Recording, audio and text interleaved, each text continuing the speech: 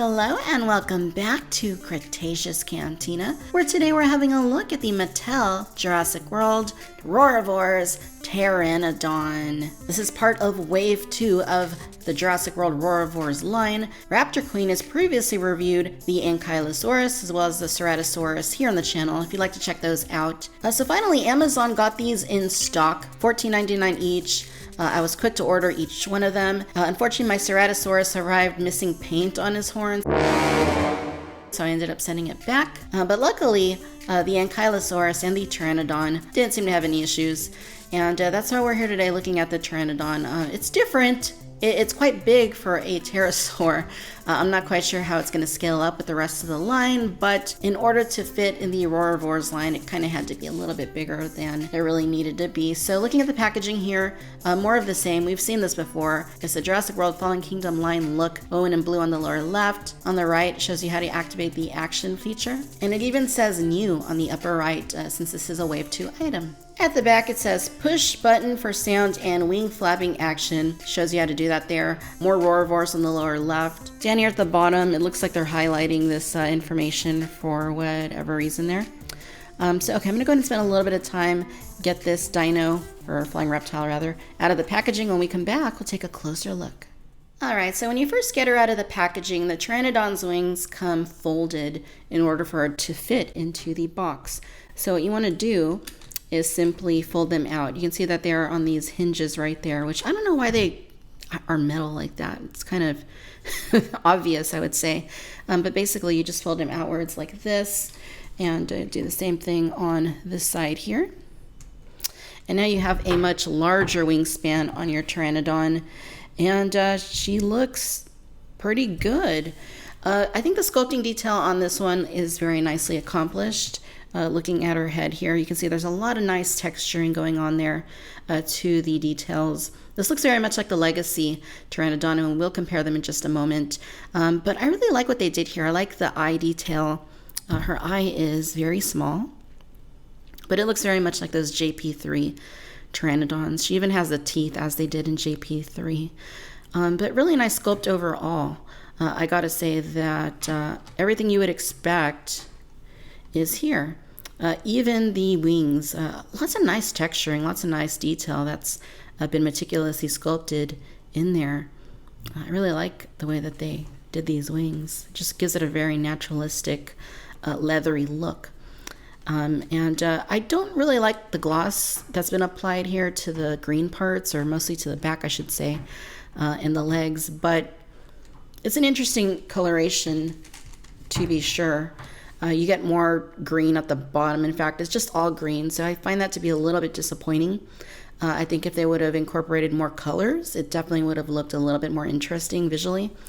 But as it is, it's basically just like a jungle green color, a little overly done. Whereas on the top, of course, you get more of the orangey red color and more of this tan color that's placed here carefully in the wings. The claws are not painted for the front, and if we look at her feet, it doesn't look like they painted the claws there either. You can see she has a dew claw right there on both feet, and then the regular three-toe claws there. So overall, it's got a nice sculpt, but it kind of lacks on the painted detail, I would say. Giving you another look here at the head, if we open up the mouth, you can see that she's got her teeth in there. And I like that they're not white. I mean, it would make sense for the teeth to be a white off color, but I think that would be too obvious. If you look at the Papo Pteranodon, for example, those teeth are very obvious. And Pteranodon actually did not have teeth. That's a JP3 thing. So I like this approach. Even if it's not really realistic, it wouldn't be accurate anyway for the Pteranodon to have teeth, so I'm glad that they went this route. You can see that her tongue is pink, no painted detail on the top of the mouth. You just close it like this, and you also have a neck hinge, so you can rotate it like this. You can swivel it up, down, and side to side, so that's pretty nice. And another way you can tell this is JP3 is look how long the crest is. In Jurassic World, the Pteranodons had much shorter crests. I didn't really like the Jurassic World design for that reason, but I do like that they incorporated the longer crest here. So overall, looks quite nice. The wings, as you can see, are also on hinges, so those do flap up and down. And the way that you would activate that is by pressing on this button here on her back.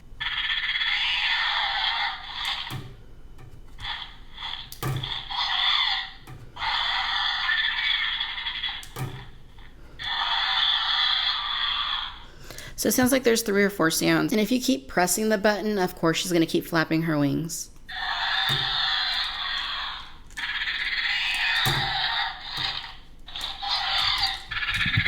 All right, so here's a comparison of the Roarivores Pteranodon along with the Jurassic World Legacy Collection Pteranodon, exclusively available in the US through Target.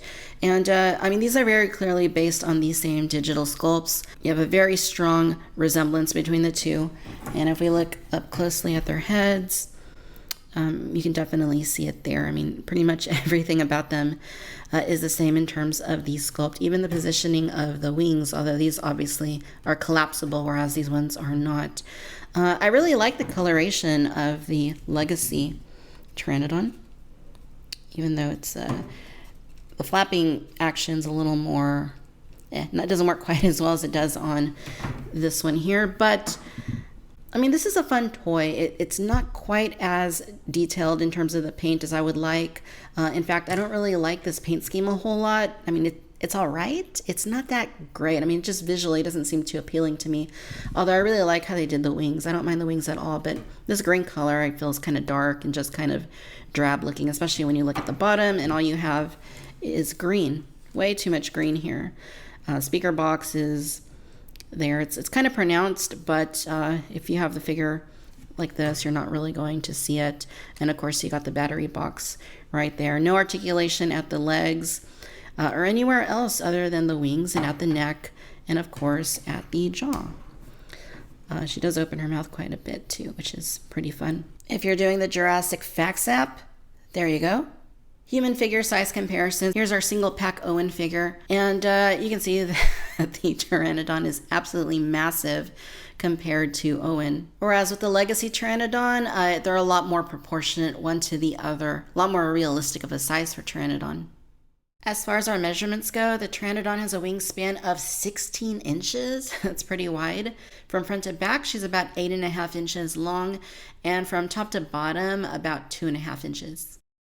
So overall, I do enjoy the Mattel Jurassic World Roarivores Pteranodon. I think it could have been a little bit better in terms of coloration, but I'm really happy with the aesthetics of the sculpt. Even though it looks like it has a huge head, even though it's painted in a pretty drab green color. I do like the way they painted the wings, and I do like the sound effects. I think that they're quite great, actually. And the wing flapping action is fun. I like it. And I imagine that most kids would enjoy this as well. Could be a little bit better, especially in terms of paint detail, but for the most part, I think they did a pretty decent job with it. Not one of my favorite Roarivores in the line, and obviously it's very big for a Pteranodon, but it's still fun. And I guess at the end of the day, that's the most important thing with these toys, is that they're fun, and you have some pretty good playability with them. Alright my friends, I hope that you've enjoyed this video. If so, do give us a like, do subscribe, let me know your thoughts down below. Be sure to follow me on Facebook, Instagram, Twitter, subscribe to the Cantina Chatter podcast on iTunes, check out our Patreon page, linked down below. And as always, I'd like to thank you for tuning in to Cretaceous Cantina. Until next time, bye bye.